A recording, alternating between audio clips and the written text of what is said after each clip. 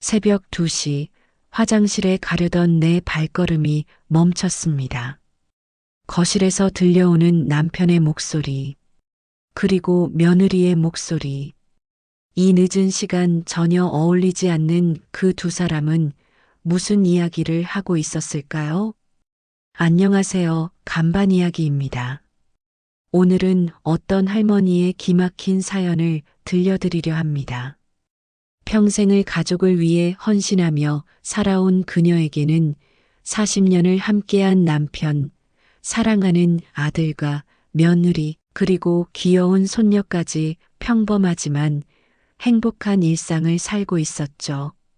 하지만 이 일상을 깨뜨리는 일이 생깁니다.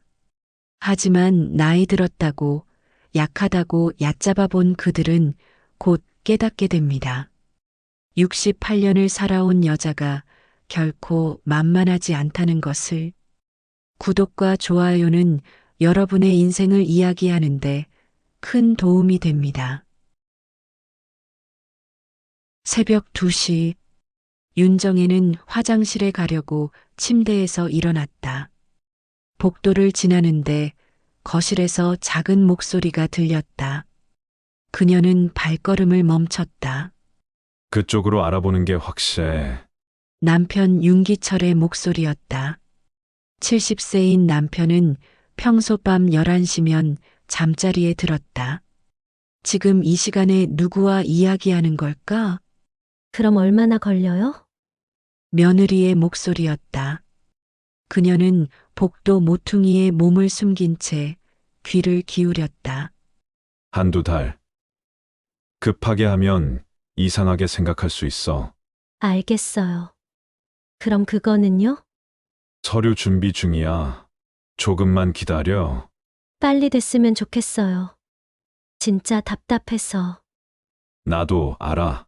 그러니까 조금만 더 참아. 곧 다 정리될 거야. 알겠어요. 발소리가 들렸다. 정혜는 재빨리 복도 끝으로 몸을 숨겼다. 며느리가 자기 방으로 들어가는 소리가 들렸다. 남편도 곧 방으로 향했다. 정혜는 벽에 등을 기댄 채 심장 소리를 삼켰다. 손이 떨렸다. 서류 준비. 그리고 둘의 대화 방식이 이상했다. 너무 친밀했다. 시아버지와 며느리 사이라고 보기엔 거리감이 없었다. 마치 오래 알고 지낸 사람들처럼. 그녀는 조용히 제 방으로 돌아왔다. 어둠 속에서 눈만 멀뚱히 뜨고 앉아 있었다. 단어 하나하나는 평범했다. 하지만 조각들이 모이니 불안했다. 그리고 며느리의 답답하다는 말. 도대체 그들은 무슨 이야기를 하고 있었을까? 28배 남편과 결혼해서 올해로 40년째. 아들을 낳고 밤낮으로 일하며 키웠다. 남편은 작은 무역회사에 다녔고 그녀는 동네 슈퍼에서 계산대를 맡았다. 5년 전 아들과 며느리가 결혼했다. 지은은 32살로 성민보다 3살 어렸다. 얼굴도 예쁘고 말도 똑 부러지게 잘했다. 어머니, 잘 부탁드려요. 결혼식 날 며느리가 공손하게 인사했을 때 그녀는 기뻤다. 결혼 후 아들 내외는 그녀의 아파트에서 함께 살았다. 20평대 아파트였지만 정이 있었다. 1년 후 손녀가 태어났고 그녀는 손주 돌보는 재미에 푹 빠졌다. 할머니, 안아줘. 내 살배기 손녀가 종종 걸음으로 달려올 때 그녀는 세상을 다 가진 기분이었다. 하지만 며느리는 언제부턴가 변했다. 아니, 어쩌면 처음부터 그랬는지도 몰랐다. 아들이 있을 때는 다정했다.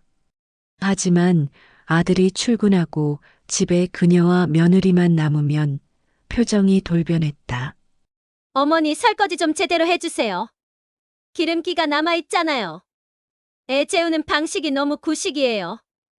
요리 맛이 왜 이래요? 간도 안 맞고. 사소한 일에도 트집을 잡았다. 말투도 점점 반말에 가까워졌다. 그럼에도 그녀는 참았다. 세대 차이겠지. 며느리도 힘들겠지. 그날 아침도 마찬가지였다. 그녀는 정성스레 아침을 준비했다. 아들은 맛있게 먹었지만 며느리는 인상을 찌푸렸다. 어머니, 된장찌개 왜 이렇게 짜요? 어제랑 똑같이 했는데 아니에요. 오늘 유독 짜요. 먹기 힘들어요. 그녀는 찌개를 맛봤다. 간이 딱 맞았다. 미안해. 다음엔 좀 싱겁게 할게. 네, 그러세요. 며느리는 찌개를 한 숟가락도 먹지 않고 밥만 먹었다. 식사 후 아들이 출근했고 집에 그녀와 며느리만 남았다. 그녀가 설거지를 마치고 거실로 나왔을 때 며느리는 말했다. 어머니, 요즘 자꾸 같은 말 반복하시는 거 아세요? 내가 네. 어제도 같은 질문을 3번이나 하셨어요. 그녀는 기억이 나지 않았다. 하지만 며느리와 왈가왈부하기 싫었다. 미안해. 내가 깜빡했나 보다. 괜찮아요. 그냥 병원 한번 가보시는 게 어때요? 병원? 네. 건강검진 받는 차원에서요. 그녀는 고개를 끄덕였다. 하지만 며느리의 눈빛이 차가웠다. 걱정하는 며느리의 눈빛이 아니었다. 그날 오후 그녀는 빨래를 널다가 며느리의 방문 앞을 지나쳤다. 문이 살짝 열려 있었고 며느리는 전화 통화를 하고 있었다. 네, 아버지. 아까 어머니한테 병원 가보라고 했어요. 그녀는 걸음을 멈췄다. 며느리는 고아라고 들었는데 누구와 통화하는 걸까? 네, 천천히 할게요. 애기 아빠가 이상하게 생각할 수도 있으니까요. 며칠 후 그녀 앞으로 문자가 왔다. 병원 예약 안내 문자였다. 그녀는 당황했다. 자신은 병원 예약을 한 적이 없었다. 혹시 병원 예약 잡았니? 며느리는 잠깐 멈칫하더니 웃으며 대답했다. 어머니 건강검진 받으시라고 제가 예약했어요. 그래. 미리 말을 해주지. 깜빡했어요. 죄송해요. 미소는 밝았지만 눈빛은 차가웠다. 그날 밤 그녀는 잠을 이루지 못했다. 새벽 대화가 계속 머릿속을 맴돌았다. 그녀는 불안한 마음으로 잠을 잘 수가 없었다. 다음 날 그녀는 결심했다. 가만히 있을 수는 없었다. 아들이 출근한 후 그녀는 설거지를 하는 척하며 며느리를 지켜봤다. 며느리는 소파에 누워 누군가와 계속 메시지를 주고받았다. 그녀가 슬쩍 다가가자 며느리는 흠칫 놀라며 휴대폰을 숨겼다. 더욱 의심이 드는 행동 투성이었다. 그날 저녁 남편이 퇴근했다. 남편은 유독 며느리에게 다정했다. 이거 받거라. 남편은 봉투 하나를 지은에게 건넸다. 뭘 주는 거예요? 별거 아냐. 용돈 좀 줬어. 며느리가 고생하는데 조금 챙겨주는 거지. 그녀는 더 이상 묻지 않았다. 하지만 이상했다. 남편은 평소 돈 쓰는 걸 아까워하는 사람이었다. 그녀는 그날 밤부터 작은 노트를 꺼냈다. 노트를 덮으며 그녀는 중얼거렸다. 뭔가 있어. 분명히 뭔가 숨기고 있어. 그날부터 그녀는 달라졌다. 겉으로는 평소처럼 행동했다. 아침밥을 차리고 손녀를 돌보고 설거지를 했다. 하지만 눈과 귀는 항상 열려 있었다. 남편과 며느리의 일거수일투족을 관찰했다. 언제 만나는지, 무슨 대화를 나누는지, 어떤 표정을 짓는지. 그녀가 제일 이해가지 않았던 것은 이상한 친밀감이었다. 아들이 출근하고 나면 남편과 며느리는 거실 소파에 나란히 앉아 이야기를 나눴다. 목소리를 낮춰서 무슨 말인지 정확히 들리지 않았지만 분위기는 묘했다. 그거 어떻게 됐어요? 응. 거의 다 됐어. 조금만 더 기다려. 다행이다. 그들은 웃었다. 편안하고 다정한 웃음. 며느리가 그녀에게 보이는 차가운 표정과는 완전히 달랐다. 저렇게 친할 수가 있나? 시아버지와 며느리가. 며칠간 관찰한 결과 그녀는 한 가지 패턴을 발견했다. 남편과 며느리는 아들이 없을 때만 대화를 나눴다. 아들이 있으면 조심스러웠다. 마치 들키면 안 되는 비밀이 있는 것처럼. 하지만 그녀 혼자서는 한계가 있었다. 두 사람이 무슨 계획을 세우는지 정확히 알 수 없었다. 전문가의 도움이 필요해. 그녀는 인터넷을 검색했다. 흥신소, 미행조사, 증거 수집. 68년을 살면서 한 번도 생각해 본 적 없는 단어들이었다. 며칠 후 그녀는 시내 한 건물 3층에 있는 흥신소를 찾았다. 어서 오세요. 40대 남자가 맞았다. 그녀는 떨리는 목소리로 말했다. 남편과 며느리를 조사하고 싶습니다.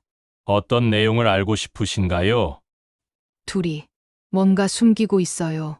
관계가 이상해요.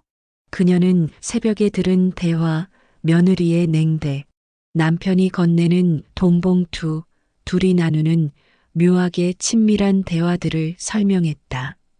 시아버지와 며느리 사이가 저렇게 가까울 수가 없잖아요. 뭔가 숨기는 게 분명해요. 그게 뭔지 알고 싶어요. 혹시 불륜 관계를 의심하시는 건가요? 잘 모르겠어요. 그냥 이상해요. 새벽에 몰래 만나서 무슨 얘기를 하는지, 무슨 서류를 준비한다는 건지, 병원은 왜 가는 건지. 남자는 노트에 메모하며 고개를 끄덕였다. 알겠습니다. 두 분의 동선, 만남, 금융거래, 그리고 관계의 본질까지 파악해드리겠습니다. 얼마나 걸리나요? 2주 정도면 충분합니다. 비용은 250만 원입니다. 그녀는 숨을 들이켰다. 적지 않은 돈이었다. 하지만 진실을 알아야 했다. 알겠습니다.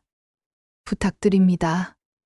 그녀는 자신의 비상금 통장에서 돈을 인출해 계약금을 냈다. 평생 모은 돈이었다. 남편 몰래 조금씩 저축한 돈. 2주 후에 연락드리겠습니다. 그때까지 평소처럼 생활하세요. 자연스럽게 하시면 됩니다. 네, 알겠습니다. 흥신소를 나오며 그녀는 떨리는 손을 주머니에 넣었다. 자신이 쫓겨날 거라고는, 재산을 빼앗길 거라고는 상상도 하지 못했다. 흥신소에 의뢰한 지 일주일째 되던 날, 그녀는 손녀 서연이와 함께 거실에서 한글 공부를 하고 있었다. 서연이는 요즘 받아쓰기에 푹 빠져 있었다. 할머니, 나 글씨 예쁘게 쓸 수 있어. 그래. 우리 서연이 대단한데? 어디 보자. 그녀는 손녀의 공책을 받아들었다. 어린아이 특유의 삐뚤빼뚤한 글씨들이 적혀 있었다. 그런데 그녀의 손이 멈췄다. 조금만 더 기다려. 병원에서 치매 진단 받으면 요양원 보낼 수 있어. 집은 내 명의로 다 넘길게. 그녀는 숨이 막혔다. 서연아, 이거 어디서 들은 거야? 응? 할아버지랑 엄마가 얘기하는 거 들었어요. 언제? 나 방에서 공부하는데 할아버지랑 엄마가 거실에서 얘기했어요. 그래서 받아쓰기 한 거야? 네? 할아버지 말이 어려워서 천천히 따라 썼어요. 할머니, 잘했죠? 서연이는 천진난만하게 웃었다. 그녀는 손녀를 꼭 안았다. 그래, 잘했어.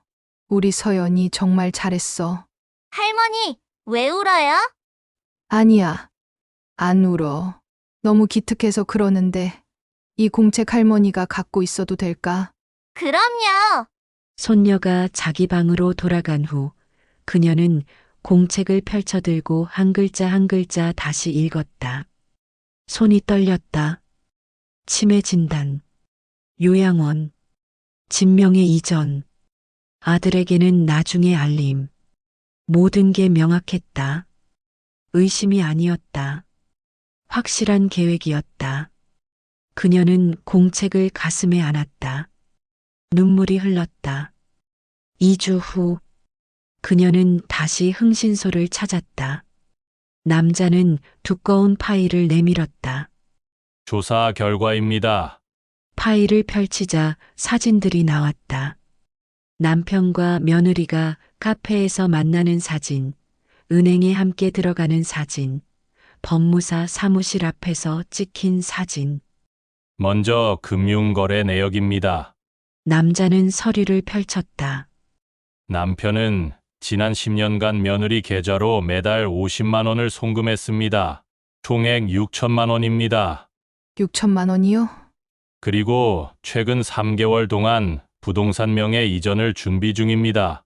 의뢰인 명의의 아파트를 남편 명의로 옮긴 후 다시 김지은 씨 명의로 이전하려는 계획으로 보입니다. 증거가 있나요? 네, 법무사 사무실에서 나오는 모습을 봤습니다. 그리고 그 법무사와 접촉했고 은밀하게 정보를 받았습니다. 그리고 이건 남자는 또 다른 서류를 꺼냈다. 며느리 김지은 씨가 이혼 전문 변호사와 상담한 기록입니다.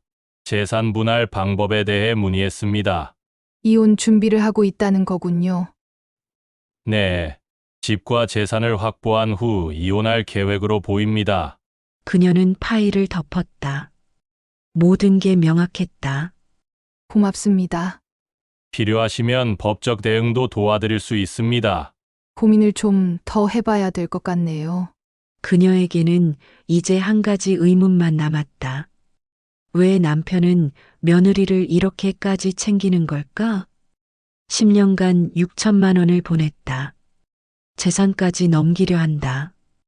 아들보다 며느리를 더 챙긴다. 도대체 이유가 뭘까? 며칠 후 흥신소에서 연락이 왔다. 추가로 필요한 서류가 있습니다. 무엇인가요? 혹시 모르니 남편과 며느리의 등본, 초본, 가족관계 증명서 이렇게 필요합니다. 알겠습니다. 그녀는 동사무소를 찾았다.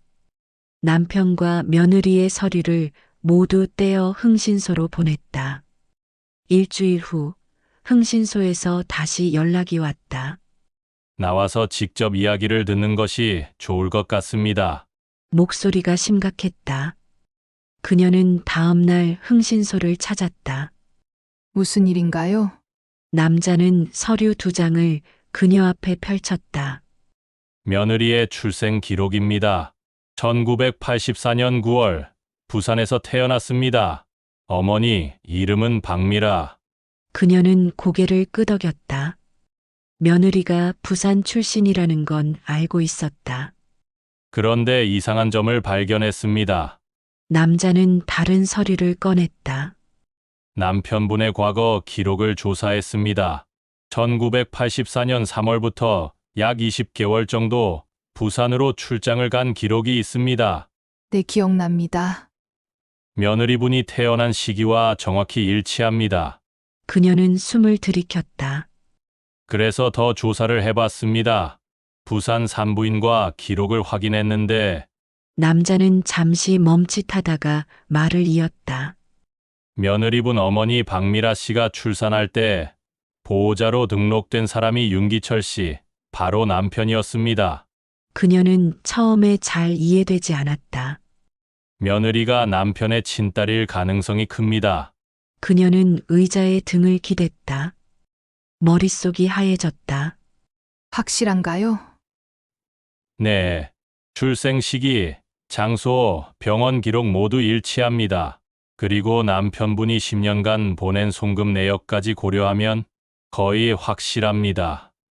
퍼즐의 마지막 조각이 맞춰졌다. 며느리가 남편의 딸이었다. 40년 전 남편이 부산에서 낳은 아이. 그 아이를 자기 아들과 결혼시켰다. 재산을 넘기려 했다. 자신을 쫓아내려 했다. 그녀는 서류를 받아 가방에 넣었다. 손이 떨리지 않았다. 이제 분노보다 차가운 냉정함이 먼저였다. 필요하시면 법정에서 사용할 수 있도록 공식 문서로 정리해 드리겠습니다. 그렇게 해주세요. 흥신소를 나오며 그녀는 중얼거렸다. 더 이상 당하고만 있을 순 없어. 모든 진실을 알게 된 다음 날, 그녀는 시내 법률사무소를 찾았다. 흥신소에서 받은 파일, 손녀의 공책, 며느리의 가족관계 증명서, 남편의 병원 기록까지 모두 가방에 넣고 갔다. 50대 여성 변호사가 그녀를 맞았다. 그녀는 떨리는 손으로 서류들을 꺼내 책상 위에 펼쳤다. 남편과 며느리가 저를 쫓아내려 합니다. 변호사는 서류들을 하나씩 검토했다. 흥신소 보고서, 녹음 파일, 송금 내역, 출생 기록. 며느리가 남편의 혼외자였군요. 네. 40년 전에 낳은 딸을 아들과 결혼시켰어요. 그리고 부인을 치매 환자로 만들어 요양원에 보내고 재산을 모두 며느리에게 넘기려 했다? 네.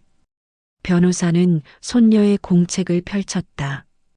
어린아이의 삐뚤빼뚤한 글씨를 읽으며 한숨을 내쉬었다. 변호사는 큰 한숨을 내쉬었다. 제가 뭘 할 수 있을까요? 변호사는 안경을 벗고 그녀를 바라봤다. 할 수 있는 게 많습니다. 먼저 이혼 소송, 재산 분할 청구가 가능합니다. 증거가 충분하니 유리하게 진행될 겁니다. 며느리는요? 사기 혼인으로 고소할 수 있습니다. 처음부터 재산이 목적이었으니까요. 그리고 남편과 공모의 부인의 재산을 편취하려 한 것도 문제가 됩니다. 아들은 아무것도 몰랐어요.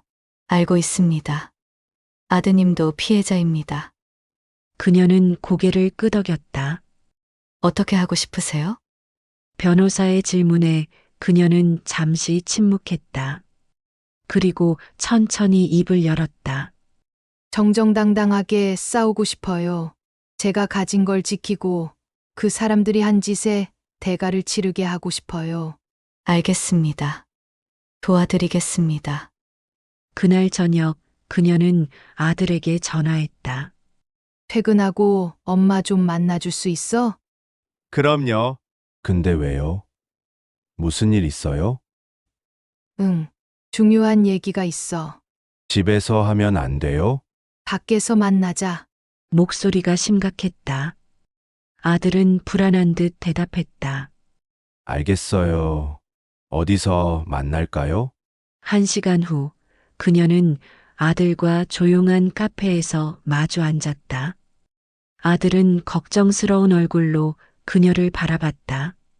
무슨 일이세요? 어디 아프세요? 아니야. 엄마는 괜찮아. 그녀는 가방에서 파일을 꺼냈다. 흥신소 보고서, 손녀의 공책, 서류들. 이거 먼저 봐. 아들은 서류를 받아들었다. 한 장씩 넘기며 읽는 아들의 얼굴이 점점 굳어갔다. 이게 뭐예요? 내 아버지와 지은이가 나를 쫓아내려고 한 증거야. 쫓아낸다고요? 응. 날 치매 환자로 만들어서 요양원에 보내고 집도 재산도 다 빼돌리려 했어. 아들은 손녀의 공책을 펼쳤다. 삐뚤빼뚤한 글씨를 읽는 아들의 손이 떨렸다. 터연이가 이걸? 응. 할아버지랑 엄마 대화를 듣고 받아쓰기 한 거야. 아들은 흥신소 보고서를 다시 펼쳤다. 아버지가 며느리에게 10년간 6천만 원을 송금한 기록, 명예 이전 계획, 이혼 상담 기록. 그리고 이것도 봐. 그녀는 며느리의 출생 기록과 병원 기록을 내밀었다. 아들은 두 서류를 나란히 놓고 바라봤다. 날짜가 일치했다. 출생지도 일치했다. 지은이가 아버지 딸이었어요? 그래. 아들의 목소리가 떨렸다. 매우 혼란스러워했다. 넌 아무것도 몰랐어. 너도 이용당한 거야. 아들은 고개를 떨구었다. 손으로 얼굴을 감쌌다. 이건 아니야. 모든 게 잘 못되었어. 너 잘못이 아니야. 그녀는 아들의 손을 잡았다. 엄마는 이제 싸울 거야. 변호사도 선임했어. 이혼하고 재산도 지키고 지은이도 법적으로 책임 묻게 할 거야. 변호사의 조언에 따라 그녀는 추가 증거를 확보하기 시작했다. 먼저 은행을 찾았다. 남편과 공동명의 계좌의 거래 내역을 10년치 모두 출력했다. 며느리에게 보낸 6천만 원, 최근 큰 금액 인출 내역들, 이 돈들은 어디에 쓴 거지? 흥신소를 통해 확인한 결과 남편은 최근 며느리 명의로 적금을 들어주고 며느리 차량 구입 비용도 대줬다. 모두 그녀 몰래였다. 다음으로 그녀는 부동산 등기소를 찾았다. 자신과 남편 공동 명의인 아파트의 등기부등본을 떼어봤다. 최근 열람 기록이 있었다. 남편이 여러 번 등기부를 확인했고 명예 이전 상담도 받은 흔적이 있었다. 정말 집까지 빼앗으려 했구나. 그녀는 남편 서재를 다시 뒤졌다. 이번엔 더 꼼꼼하게. 그리고 발견했다. 법무사와 주고받은 메일 출력물이었다. 부인 동의 없이 명예 이전 가능한 방법. 문의 위임장 위조 시 처벌 수의 문의 침해 진단서 발급 절차. 그녀는 사진을 찍었다. 하나도 빠뜨리지 않고 서랍 깊숙한 곳에서 또 다른 서류가 나왔다. 며느리에게 보낸 편지 초안이었다. 남편의 필체로 적혀 있었다. 지은아, 미안하다. 네 엄마한테도, 너한테도 이제라도 아버지가 책임지고 싶다. 집도, 재산도 다 내게 줄게. 조금만 기다려라. 그녀는 편지를 접었다. 분노보다는 서글픔이 먼저 밀려왔다. 40년을 함께 산 사람이 이렇게 배신할 수 있구나. 며칠 후 그녀는 집에 있는 척하면서 남편과 며느리를 지켜봤다. 아들이 출근하고 손녀가 유치원에 간 후 남편과 며느리는 거실에 앉았다. 다음 주면 병원 진단 나와. 남편이 말했다. 정말요? 그럼 본격적으로 진행할 수 있는 거예요? 응. 치매 진단서만 있으면 법적으로 문제 없어. 다행이다. 이제 곧 끝나겠네요. 며느리는 안도하는 표정이었다. 너가 고생이 많았어. 조금만 더 참아. 괜찮아요. 아버지가 저한테 이렇게 해주시는데 당연한 거야. 넌 내 딸이니까. 고마워요. 두 사람은 웃었다. 그녀를 내쫓는 계획을 세우면서도 편안하게 웃고 있었다. 그녀는 부엌에서 그 모습을 지켜봤다. 더 이상 분노도 슬픔도 없었다. 그저 차가운 냉정함만 남았다. 이제 됐어. 증거는 충분해. 그녀는 휴대폰을 꺼내 변호사에게 문자를 보냈다. 준비 다 됐습니다. 언제 시작할까요? 곧 답장이 왔다. 다음 주 월요일 가족 모임 자리를 만드세요. 그때 모든 걸 공개하는 겁니다. 그녀는 문자를 확인하고 휴대폰을 주머니에 넣었다. 거실에서는 여전히 남편과 며느리가 이야기를 나누고 있었다. 그녀는 조용히 중얼거렸다. 조금만 더 기다려. 내가 확실히 끝내줄게. 주말 그녀는 아들에게 말했다. 다음 주 월요일 저녁에 가족 모임 하자. 갑자기 왜요, 엄마? 그냥 오랜만에 다 같이 모여서 밥 먹고 싶어서. 아들은 그녀의 눈빛을 보고 알아챘다. 그날이 온 것이다. 알겠어요, 엄마. 제가 준비할게요. 고마워. 그날 저녁 며느리가 물었다. 어머니, 갑자기 가족 모임은 왜 하세요? 그녀는 평온하게 웃으며 대답했다. 그냥 우리 가족 오랜만에 모이는 것도 좋을 것 같아서. 요즘 다들 바빠서 얼굴 보기 힘들잖아. 그렇긴 하죠. 며느리는 의심 없이 고개를 끄덕였다. 남편도 마찬가지였다. 좋은 생각이야. 여보, 남편이 말했다. 그녀는 남편을 바라봤다. 40년을 함께 산 사람. 이제는 낯선 사람처럼 느껴졌다. 응. 그럼 월요일 저녁 7시에 다 모이자. 그날 밤 그녀는 침대에 누워 천장을 바라봤다. 월요일. 모든 게 끝나는 날. 그녀는 가방 안에 준비해둔 파일들을 떠올렸다. 흥신소 보고서, 송금 내역, 출생 기록, 손녀의 공책, 남편의 편지, 법무사와의 메일. 증거는 완벽했다. 이제 남은 건 그들 앞에서 모든 걸 공개하는 것뿐이었다. 나를 만만하게 본 대가를 치르게 해줄게. 월요일 저녁. 거실 테이블에 음식이 차려졌다. 그녀가 정성껏 준비한 저녁이었다. 된장찌개, 불고기, 나물 반찬들. 할머니, 오늘 음식 진짜 많다. 손녀 서연이가 신나서 소리쳤다. 그래. 오늘은 특별한 날이니까. 그녀는 웃으며 손녀 머리를 쓰다듬었다. 아들 성민, 며느리 지은, 남편 기철이 테이블에 둘러앉았다. 평범한 가족 저녁 식사처럼 보였다. 어머니, 오늘 무슨 좋은 일 있으세요? 며느리가 물었다. 좋은 일이라고 할 수 있을까? 그녀는 의미심장하게 웃었다.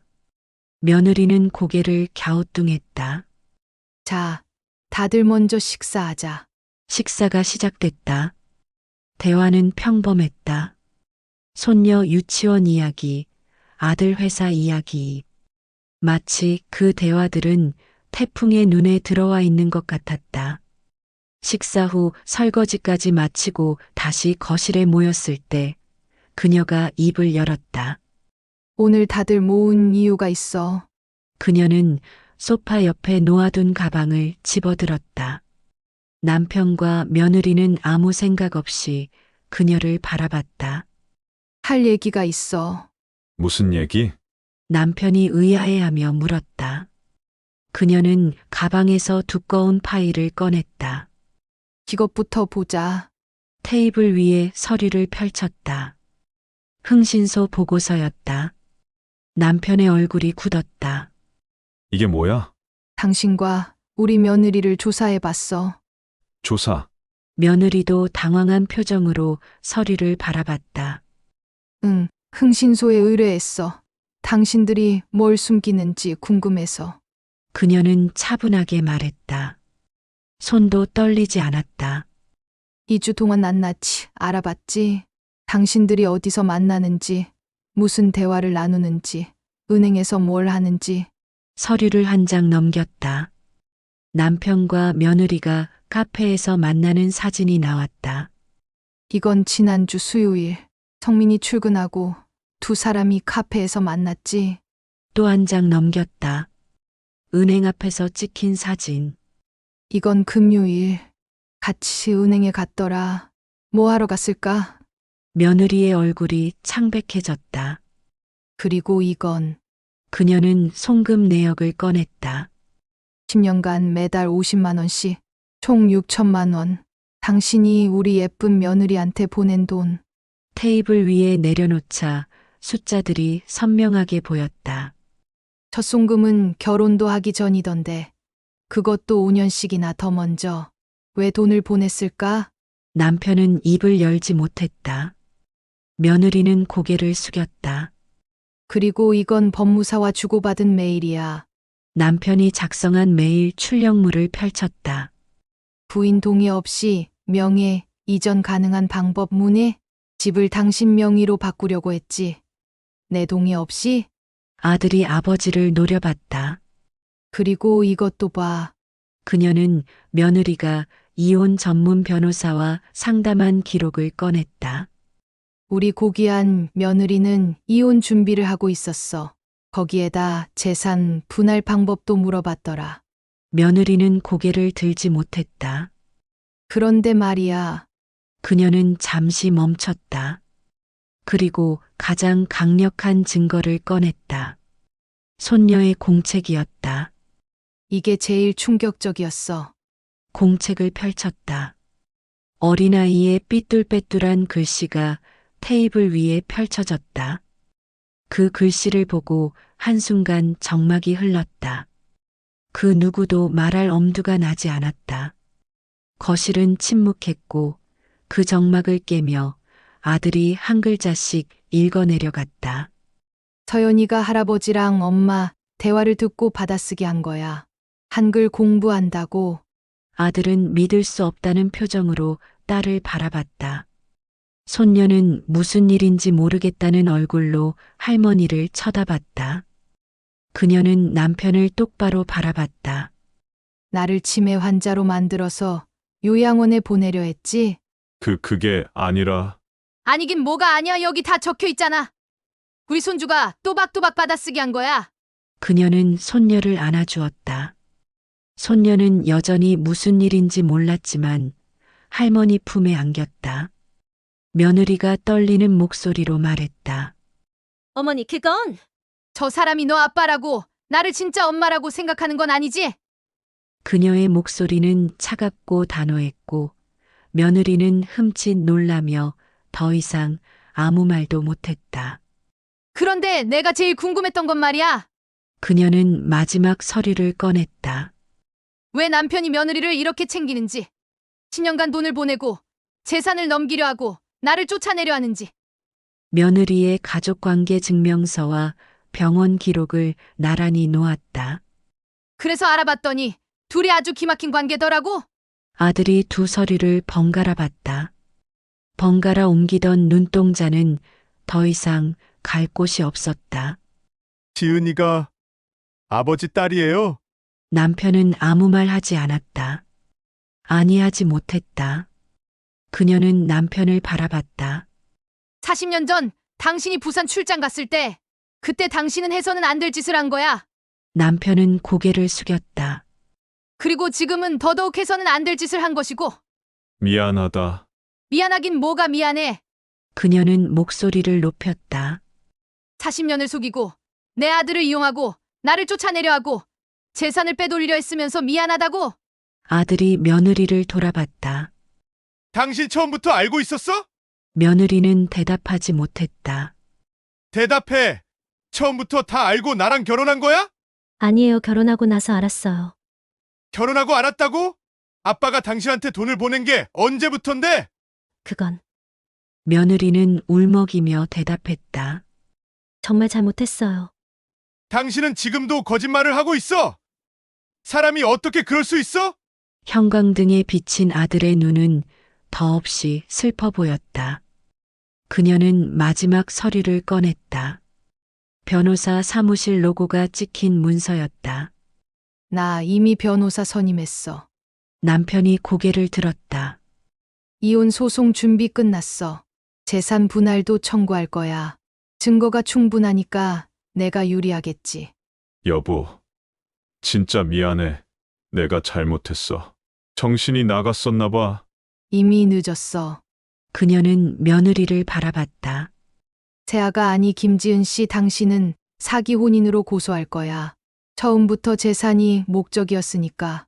그리고 나랑 공모해서 내 재산을 뺏어가려 한 것도 고소 사유가 돼. 며느리는 울기 시작했다. 어머니, 죄송해요. 정말.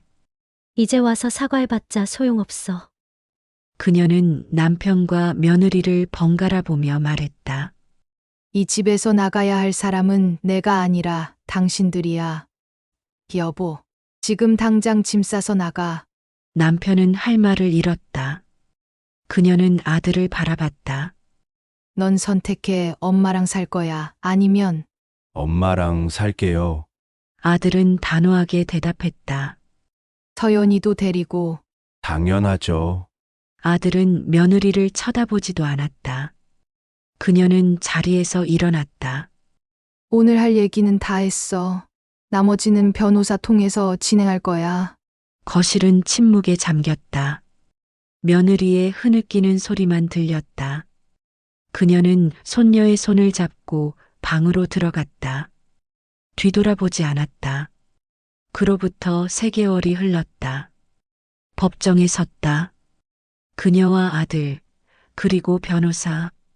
반대편에는 남편과 며느리, 그들의 변호사가 앉아 있었다. 판사가 판결문을 읽기 시작했다. 피고 윤기철은 40년간 원고를 기만하고 혼외자를 친아들과 결혼시켰으며 원고의 재산을 불법적으로 편취하려 했습니다. 그녀는 가만히 앉아 판사의 목소리를 들었다. 또한 피고 김지혜는 사기 혼인을 통해 재산을 취득하려 했고 피고 윤기철과 공모하여 원고를 요양원에 보내려는 계획을 세웠습니다. 며느리는 고개를 숙이고 있었다. 남편도 마찬가지였다. 재산 분할 비율은 원고 80%, 피고 윤기철 20%로 결정합니다. 위자료 5천만 원은 피고가 원고에게 지급하십시오.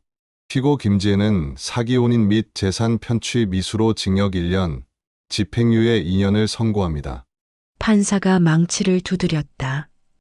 이혼을 인정합니다. 그녀는 눈을 감았다. 40년 결혼 생활이 끝나는 순간이었다. 슬프지 않았다. 오히려 홀가분했다. 법정을 나서며 아들이 그녀의 손을 잡았다. 엄마, 수고하셨어요.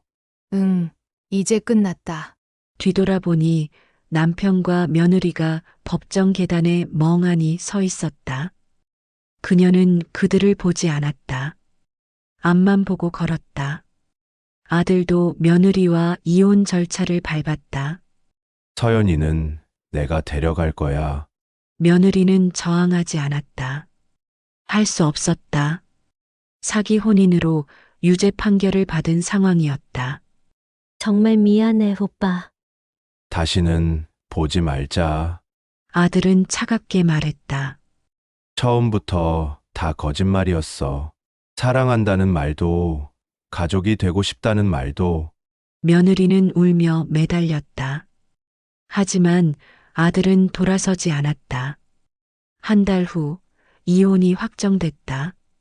아들은 딸 서연이를 데리고 그녀의 집으로 왔다. 엄마, 우리 셋이 함께 살아요. 그래, 그러자. 그녀는 손녀를 안아주었다. 남편은 재산 분할 후 받은 돈으로 작은 원룸을 얻었다. 혼자였다. 아들은 연락을 끊었다. 전화를 해도 받지 않았다. 문자를 보내도 답이 없었다. 소문을 들은 동네 사람들은 그를 손가락질했다. 아내 배신하고 딸이랑 짜고 재산 빼돌리려 한 사람이래? 며느리가 친딸이었다면서? 세상에. 남편은 집 밖으로 나가는 것도 두려워졌다. 혼자 방에 틀어박혀 지냈다. 어느 날 병원에서 연락이 왔다. 건강검진 결과 뇌경색 초기 증상이 발견됐다고 했다. 보호자분께 연락드려야 하는데요. 보호자 없습니다. 가족은요? 없어요. 전화를 끊고 남편은 빈 방을 바라봤다. 쓸쓸했다. 며느리는 부산으로 돌아갔다. 집행유예를 받았지만 정가자 신분이었다. 재취업은 어려웠다. 서울에서 쌓아온 인맥도 모두 끊어졌다. 언제나 소문은 나보다 빨랐고 친구들은 하나둘 연락이 소홀했다. 결국 혼자가 됐다. 한때 꿈꿨던 재산도 가족도 모든 게 사라졌다. 그녀는 이혼 후 받은 재산으로 오랜 꿈을 이뤘다. 작은 카페를 열었다. 이름은 쉼터로. 동네 어르신들이 편하게 쉬어갈 수 있는 곳. 커피도 싸게 팔고 손주들도 데리고 올 수 있는 그런 곳. 카페를 첫 영업을 하는 날, 동네 분들이 많이 오셨다. 사장님, 축하드려요. 그녀는 웃으며 커피를 내렸다. 고맙습니다. 자주 오세요. 아들은 주말마다 카페에 와서 도와줬다. 커피 머신 수리도 하고 테이블도 옮기고. 엄마, 손님 많네요? 응. 다들 좋아하시더라. 엄마가 행복하시니까 저도 좋아요. 손녀는 카페 한쪽에서 그림을 그렸다. 그리고 할머니에게 보여줬다. 할머니, 이거 봐. 할머니랑 나랑 아빠. 그림 속에는 세 사람이 손을 잡고 웃고 있었다. 우와, 우리 서연이 그림 정말 잘 그렸네? 할머니, 이거 벽에 붙여요. 그래, 그러자. 그녀는 손녀가 그린 그림을 카페 벽에 붙였다. 가장 눈에 잘 띄는 곳에. 저녁 무렵 카페 문을 닫았다. 아들이 서연이를 안고 나왔다. 엄마, 집 가요. 그래, 그러자. 셋이 손을 잡고 집으로 향했다. 석양이 따뜻했다. 손녀가 물었다. 할머니, 내일 뭐 먹을 거예요? 우리 서연이 좋아하는 거 해줄게. 뭐 먹고 싶어? 할머니, 미역국. 그래, 알았어. 평범한 대화, 평범한 일상. 하지만 그녀에겐 이것이 가장 소중했다. 그날 밤 그녀는 침대에 누워 천장을 바라봤다. 68년을 살았다. 40년을 남편과 함께 살았지만 그 40년 동안 배신당했고 쫓겨날 뻔했다. 하지만 포기하지 않았다. 싸웠다. 이겼다. 그리고 지금 아들과 손녀와 함께 평화롭게 살고 있다. 옆방에서 손녀의 잠꼬대가 들렸다. 손녀는 이불을 덮으며 중얼거렸다. 창밖으로 달빛이 들어왔다. 고요한 밤이었다. 그녀는 눈을 감았다. 편안한 잠이 찾아왔다. 거짓과 배신 속에서도 진실은 결국 이긴다. 그리고 진짜 가족은 피가 아니라 마음으로 만들어진다. 그녀는 이제 알았다. 인생은 때로 무너지지만 다시 일어설 수 있다는 것을. 그리고 진짜 행복은 화려한 것이 아니라 내 곁에 남은 소중한 사람들에게 있다는 것을. 그로부터 2년이 흘렀다. 어느 봄날 그녀의 카페로 우편물이 한 통 배달됐다. 발신인 란에는 부산 주소가 적혀 있었다. 이름은 없었다. 하지만 그녀는 알 수 있었다. 누가 보낸 편지인지. 저녁에 카페 문을 닫고 그녀는 편지를 펼쳤다. 어머니께 정말 오랜만에 이렇게 글을 씁니다. 먼저 진심으로 사과드립니다. 제가 한 일은 용서받을 수 없습니다. 처음부터 재산이 목적이었고 성민 오빠를 이용했고 어머니를 쫓아내려 했습니다. 지난 2년간 부산에서 혼자 살며 많이 생각했습니다. 제가 얼마나 욕심이 많았는지, 얼마나 많은 사람을 아프게 했는지. 용서를 바라지 않습니다. 다만 제 잘못을 인정하고 진심으로 사과하고 싶었습니다. 어머니, 부디 행복하세요. 그녀는 편지를 천천히 접었다. 창밖으로 석양이 지고 있었다. 붉은 노을이 하늘을 물들였다. 그녀는 편지를 서랍 깊숙이 넣었다. 미움도 용서도 아니었다. 그저 씁쓸했다. 욕심이 사람을 어떻게 망가뜨리는지, 거짓이 얼마나 많은 것을 무너뜨리는지. 그녀는 카페 불을 끄고 밖으로 나왔다.